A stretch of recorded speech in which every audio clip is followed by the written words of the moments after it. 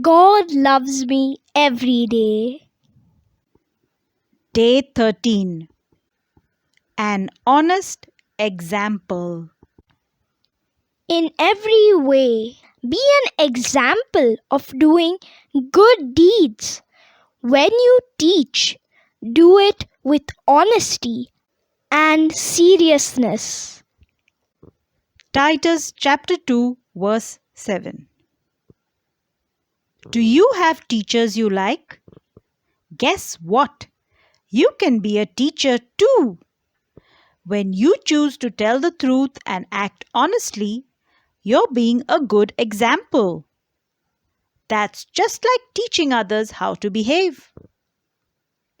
Telling the truth can be hard, but when others see you choosing to be honest, they learn that they can do it too.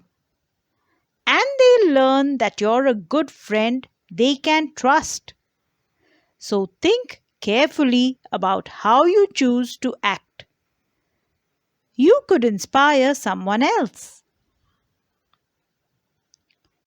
Thought of the day. Honesty isn't just about you, it also helps the people you're truthful to. Pray today.